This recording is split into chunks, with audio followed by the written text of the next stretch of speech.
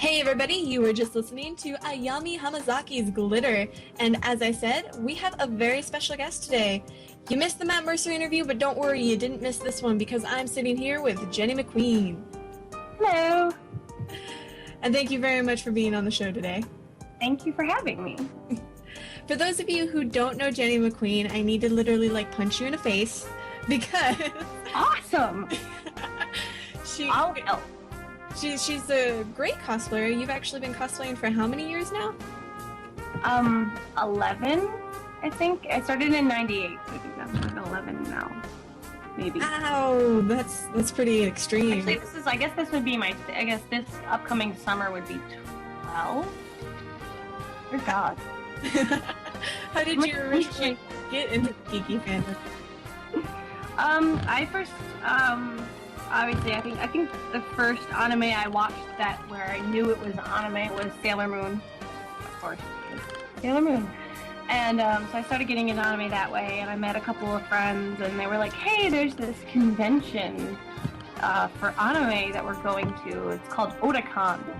And everybody dresses up and does all this stuff, and I was like, oh, that sounds really interesting. I was like 16 years old at the time.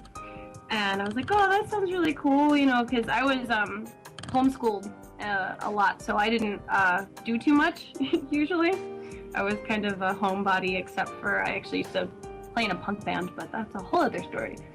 So yeah, I went to my first convention in the summer of 98, which was Otakon, which was back when Otakon was, gosh, where was it? It wasn't in Baltimore, it was, I think it was more near DC.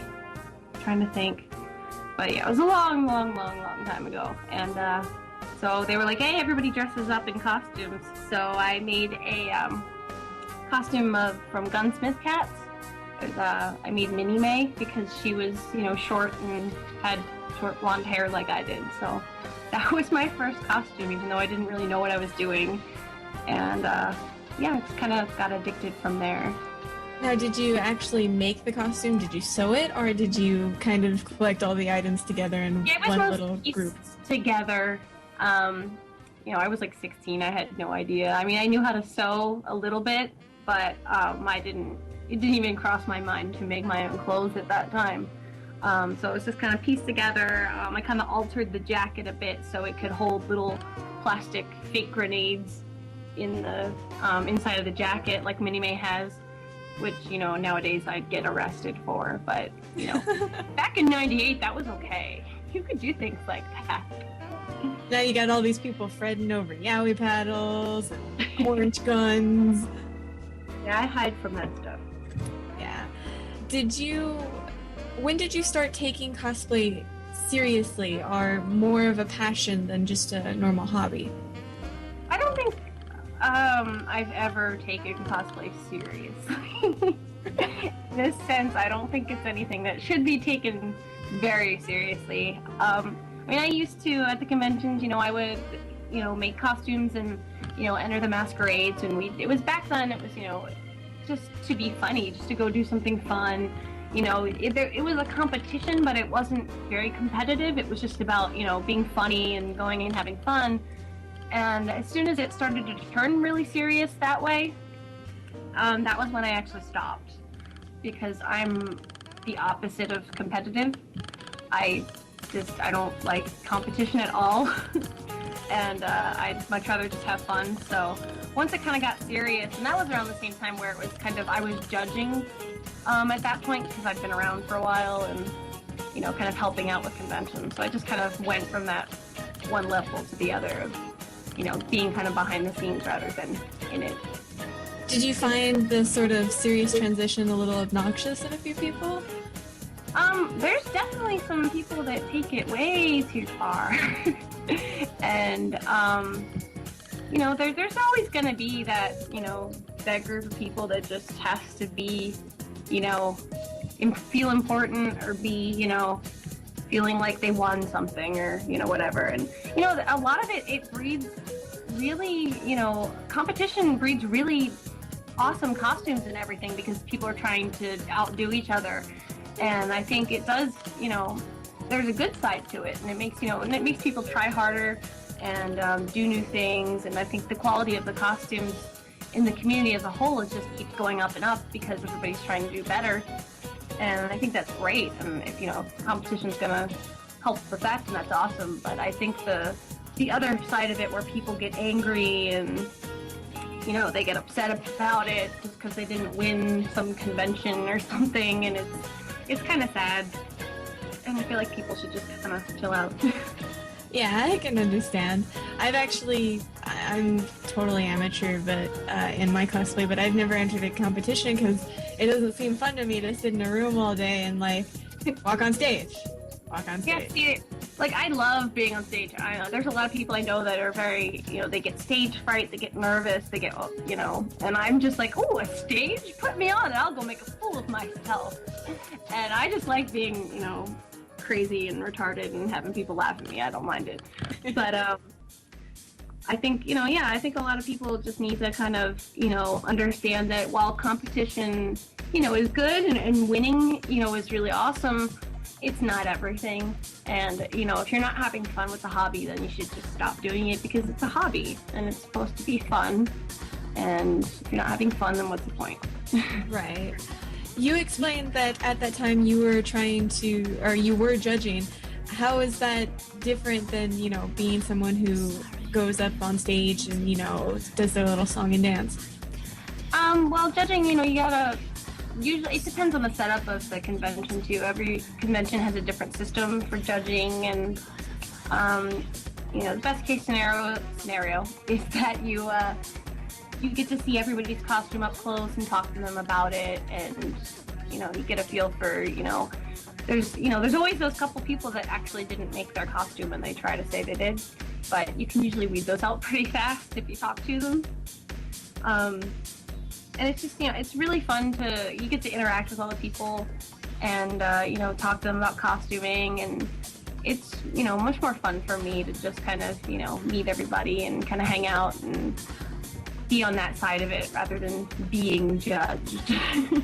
Right, I understand. Do you kind of get to shed some supportive words while being a judge?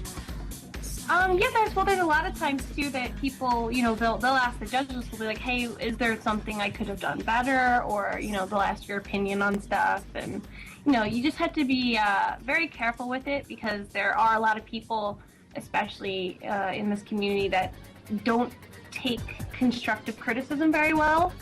So it's better to only, you know, give them advice or anything unless they ask for it. Like, if it's, you know, if they didn't ask you, then, you know, you just let it go and, okay, cool, that's great, awesome. You know, there's a lot of people that, you know, you don't want to go and be like, oh, you could have stitched this better if you'd done this or something, and it might upset them, because there's a lot of people that don't want to hear criticism from anyone, ever. Well, so you're not necessarily so much focused on the conventions in the anime scene, you just seem more going for the fun of it, am I correct? Well, now I don't go to any conventions unless it's work-related, or I'm there as a guest, because I work for cosplay.com, so we do end up going to, you know, different conventions, you know, for work, and then the other half is me going as a guest to different places and getting to hold panels and hang out with people and, you know, kind of be on that end of it. But you do still make costumes, at least, well, it appears to me within 2010 you were still doing so. Yeah, I make, I think I've made 9 or 10 costumes this past year. So yeah, I'm always trying to work on something new and exciting. Last year, my, like, one huge project, which got squished into only 3 weeks of time, I was making a costume for Dragon Con, which was my Doctor Who Madame de Pompadour dress. And it was one of those costumes where I was like, oh, I'm going to take my time on this, and I'm going to, you know, be really, you know, intricate details and take a long time and, you know, just chill out and make it. And then so many things came up and so many trips that I only had 3 weeks to work on it. Actually, it was 2.5 weeks to make this dress, and it kind of probably almost killed me. Oh, but it was worth doing. It was, you know, I think that's like one of my favorite costumes now that I've ever made, and it just, happened to be that I just did not budget my time correctly. So obviously you can find the time management is sometimes stressful, just finding the seconds to do it, but it's also probably stressful money-wise, I would think. Yeah, well, I was making a joke. I was actually in Chile a few weeks ago, and they were asking, what's your favorite costume you've made? And I brought that one up, and to make a point, I was like, because I'm going to be getting married this year, and... Oh, congratulations! Thank you. And I had made a point that I was like, my wedding dress I got made for it was less than $200. I got my wedding dress made. And my Doctor Who dress cost me about $1,000.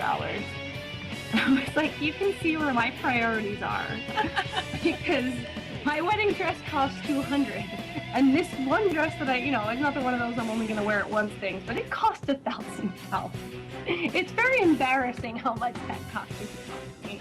Well, in relation, I'm sure you'll look beautiful, whether it be a $200 gown or a $1,000 gown, but at least you put the time and effort into the 1,001, and you didn't die. I love making that thing. I mean, it was a big challenge for me, but I love it. And yeah, it's very, like, when you kind of think about, because also I will try to make costumes on a budget as much as possible. I will try to find the cheapest way to do things.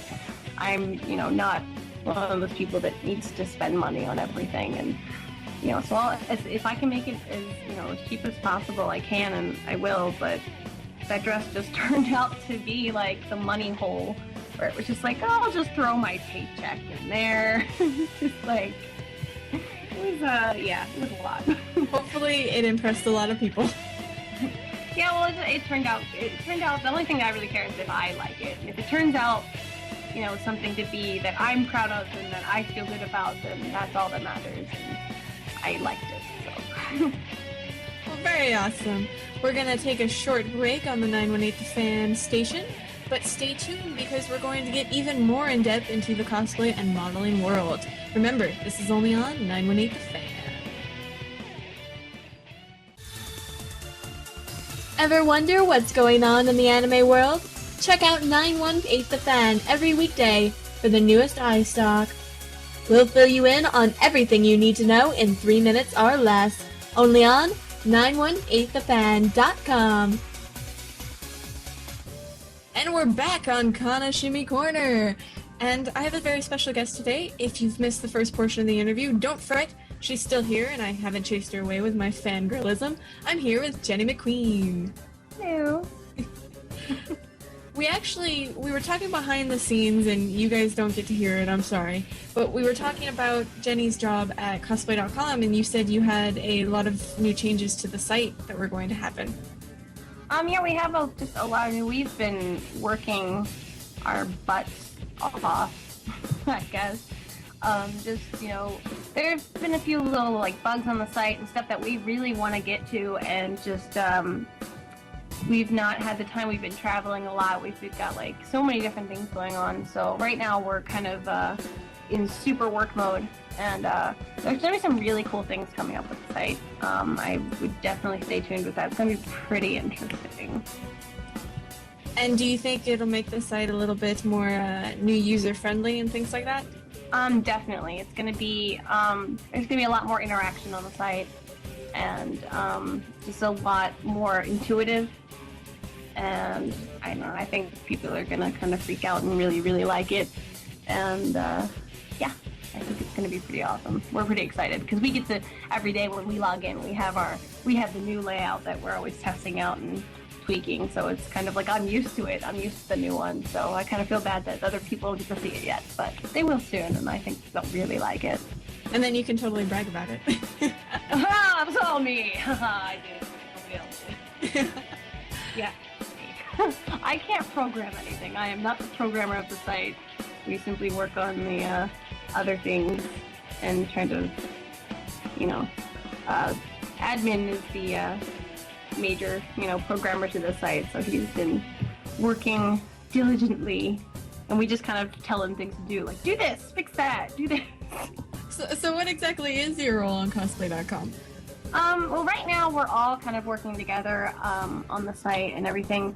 Officially, I'm going to be more heading into doing kind of PR, press relations, that sort of thing. And eventually, also event type stuff. So I'm kind of going to be the people person. On the plus side, you'll be able to get to travel to a bunch of places during that one. Yeah, we travel a lot for the site, especially to different countries, and yeah, so I hope that continues because funny enough, like I am going to be getting married and stuff, so it's almost I kind of want to get all my traveling in as much as possible as I can, so because in a few years I'm going to have a kid and then I won't be able to do these things. Oh, well, what's going to be your honeymoon since you've been everywhere in the world? I think we were talking about, because I've been all over the place. My fiance hasn't, he doesn't get to go on business trips, so he's got his own business. So I think we're talking about something in Europe or something probably, I'm not sure. Cross that bridge when we come to it. Well, that'll be nice for you guys, and I'm sure that being a part of cosplay.com is a really cool experience. How did you actually become part of the staff? Well, I met Kyle, admin, I think in 2003, I want to say. It was just at a convention, and I was just, I was there, I think in costume, just kind of standing around being weird as I normally am. You can usually kind of spot me at a convention because I'm usually just kind of sitting on the floor making a fool of myself.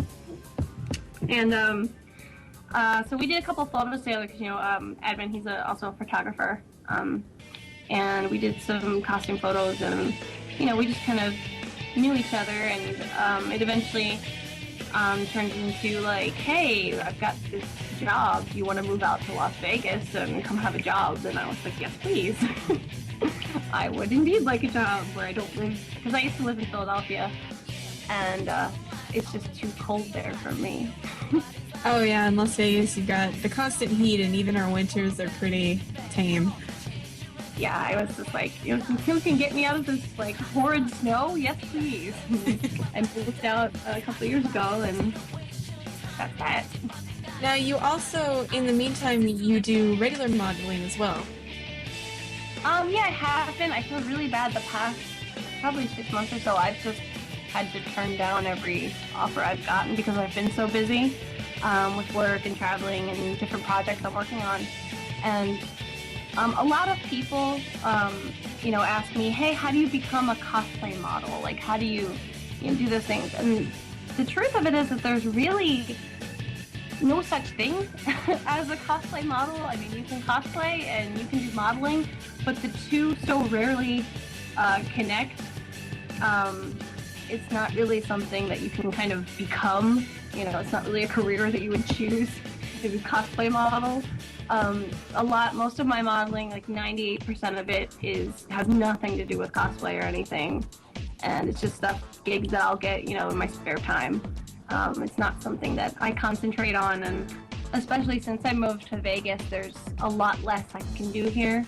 If I was in LA or another place where there was more of a scene for it, I could, but here in Vegas is kind of not We're lame. Yeah, Vegas, as much as it's really cheap to live here, which is awesome. I love cheap things. But yeah, there's no real art or music scene here.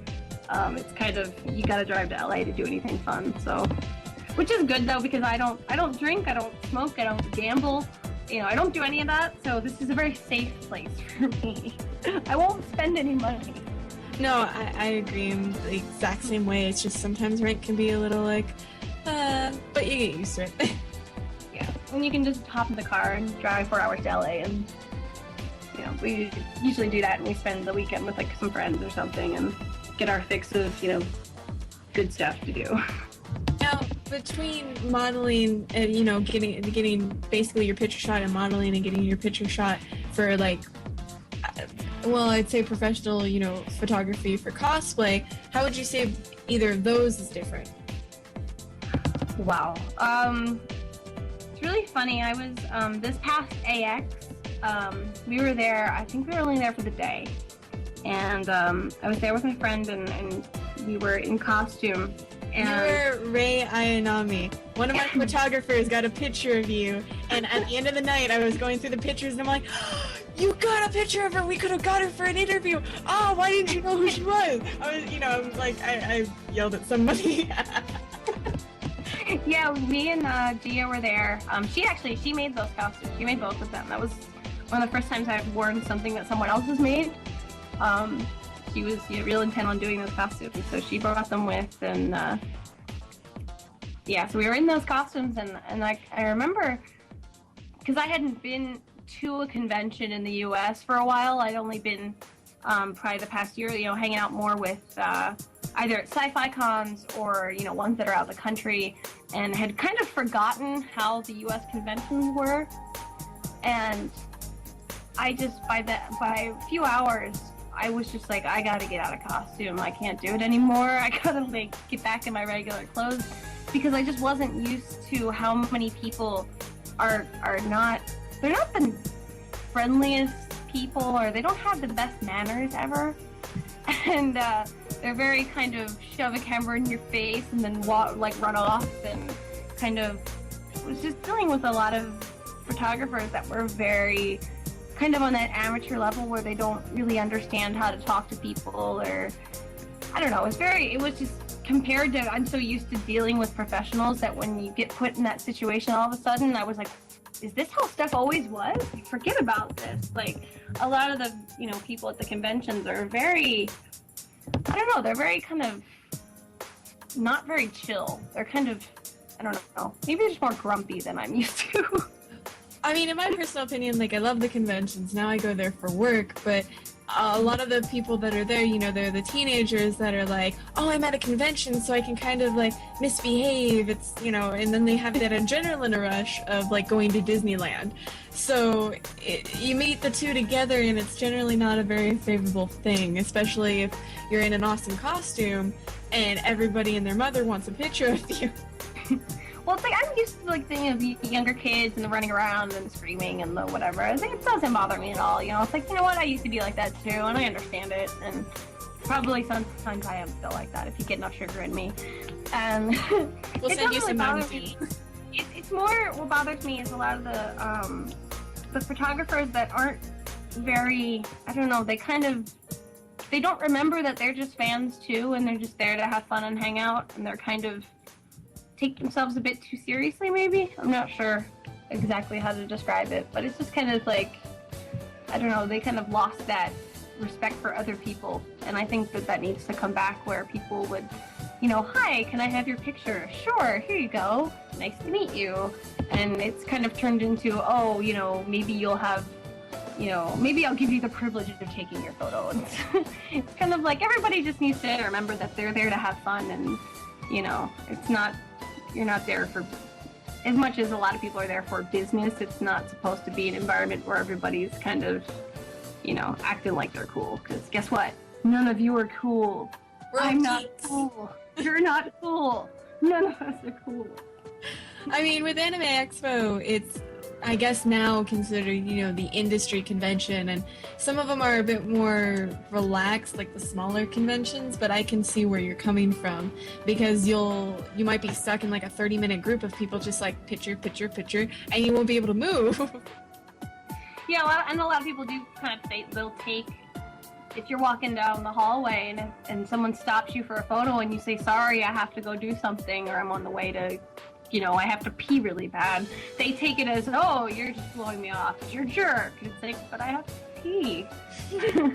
And they don't, people kind of, I don't know. There's a lot of people that just need to chill out. And that's, there's a lot of, it's just, and I find it more with kind of the older crowd of the anime cons, the kids that were, around when I started going. And now they've got this whole new group of, younger kids that are there, this whole new group of people, and they're kind of lost in the sea of, everybody, where it used to be a really small community, and now it's so huge. And I think that a lot of people feel like they've lost their identity in the community because it's grown so large, and they're kind of bitter about it. And I think they just need to chill out. That's all I ever say. I'm we just need to chill and go do whatever it is that'll chill you out. It's the best motto you could have. I know when I'm at conventions, I'm running around like a chicken without a head because I have to be at this panel, this panel, this panel, and I have to be at this interview, this interview, this interview, and I can't be late. So it's like, Yeah, especially also because we, when we would have booths for Cosworks at a lot of the conventions the past few years, you know, I'd be on my feet for, 9-10 hours a day, working in the dealer's room, and I would not be in costume for that. There's a lot of times people are like, why aren't you in costume? Why didn't you wear this or that? And I'm like, I'm working. I can't be in costume and work at the same time. It's kind of hard to do. see, you're lucky I have to be in costume even when I am working. Yeah, I mean, there's some work that I do have to be in costume for, like if I'm a guest somewhere and, they have me there to cosplay, then yeah, I'm there to cosplay. But if I'm doing other work or anything, I'm like, nope, I'm not getting in costume. I'm much more, I like being in costume, for photo shoots and things like that. I'm not a huge convention cosplayer unless I'm there as a guest because it's just so much work of, keeping all your parts of your costume perfect and crowds everywhere, and it's so much more of a hassle. And I'd rather just get my picture taken and then be gone. Right, I can understand that. It's really hard to, hang out with people and talk to them and interact, and, people that want to talk to you when you're in costume, and every 5 seconds you're interrupted by someone being like, hey, can I have a picture? And you can't really talk to people that way. It's kind of hard. So I'd rather be at the convention in street clothes than just hang out with people. Yeah, I always have a problem with when I'm at conventions for probably around to 12 hours. I'll do it for the whole weekend. I'll always wear my wigs or whatnot, and those after the final day you take that off and it's just like ow, ow, ow. Oh, the worst is because the wigs keep you so hot. That's where all your heat goes. So yeah, the wigs, especially when I go to I was just in Chile a couple weeks ago, and there's no air conditioning inside, and it's so hot, and I was wearing this hugely long wig, and I was just sweating all over, and then all these people want your picture while you're sweating and gross, and you're like, wait, my face is melting. Yeah, just I try to wear as little makeup as possible when it's hot out, because I'm I don't want to look like I'm, just sweating all over everybody. Well, do you think you have any upcoming costumes planned that you might be able to reveal to us? What am I working on right now? My big project that I've been working on for the past year or so, keeps stopping and starting, is Vagrant Story. It's a video game. It's the same designer as Final Fantasy Tactics. And I've been working on those costumes for a very long time, and I hope this year they will be done. I hope. Working on a couple of costumes. I'm working on Emma Frost and Polaris, both from X-Men. Those will be interesting. Yeah, they'll probably go to Dragon Con or something. I mean, everybody knows who Emma Frost is, obviously. I am not doing the lingerie version that most people seem to do. I'm actually doing one that has clothes. And Polaris I'm doing simply because her one outfit is so green. My favorite color is green. And I can tell from your website. Her outfit is so green that I just can't say no to it. It's just shiny and green. So working on those two. What else am I working on? I don't know. I'm always changing my mind about 6 different things, and my list constantly grows of things I want to do, and I always end up not doing half of them, and then the other half being changing into something else. And I'm sure any cosplayer can understand how that goes. Yeah, and it's always ends up the minute I decide, I'm gonna do this, 6 other things come up, and then my budget goes out the window, and I have to wait for 6 more months or something. And then when you wait, you add more to the list. Yeah, and then you're like, oh wait, but this has priority because this is, I'm trying right now. I've actually been asking people if they know. I'm looking for suggestions for costumes that are easy for me to pack, travel-wise, because I always end up bringing stuff with huge long wigs that get tangled, or stuff that's really hard to pack with the weight limits in the airplane security and everything. And So if anybody knows of any good characters that I might know of that have shorter hair and are smaller outfits that are easier to pack, let me know. Because I'm looking for some now so that I can use them as like my travel costume. Well, where can they send these messages to you? You can email me through my website, which is GinnyMcQueen.com. All of my, like Twitter and Facebook page and everything, they're all linked right on that page. So if you just scroll to my website, you can kind of find many ways to talk to me. And also on cosplay.com, my username is Ginny. Easy enough. So you can find me there as well. Did you have any other upcoming projects you wanted to talk about? There's one thing I'm working on. It's like a huge project for me, but it actually has nothing to do with cosplay. That's all right. I'm actually, people are like, turn off the video. I don't Well, we care. We care. but it is sci-fi related. I'm working on something that's possibly going to be done in a few months that I'll at least have more info on. It's going to be something to do with a TV show. And I can say right now, but it's a huge project for me that I'm kind of in charge of, and I keep getting, I keep having to like, oops, wait, I have to go on a trip for 3 weeks, and lots of things keep getting in the way, but hopefully it'll start getting done once this next month is over with. I'll probably have more on it, but so anybody that's like sci-fi fans, I'm a huge sci-fi nerd and very much into things like aliens and UFOs and all that. So if you like any of that kind of stuff, then you should stay tuned to my website. Well, hopefully you can come back and tell us about that when you're not, bound by contracts and people like, no, don't say a word. Don't say anything. We'll come to your house and we'll beat you to death with shoes. Yeah. But yeah, I have a lot of things hopefully coming up. I never like to, I don't want to jinx to be like, oh yeah, it's gonna be awesome and it's gonna be really cool, and then everyone's just disappointed, and I'm like, oh, never mind. So once I have more things, concrete, then I can definitely come talk about it. All right, awesome. And I have one last thing to ask you. I know you're not a trained voice actor or actress or anything like that, but it's kind of a 918 tradition that we ask all the guests to come on if they'd want to provide us with a bump. Sure. All right. Basically, I can type it to you if you'd prefer reading it, but I essentially need you to basically say, this is Ginny McQueen. You can say I'm cosplayer, I do this or that, and you're tuned in to 918 The Fan. Okay, cool. Yeah, type it to me because I like reading. Okay, I will totally type it to you.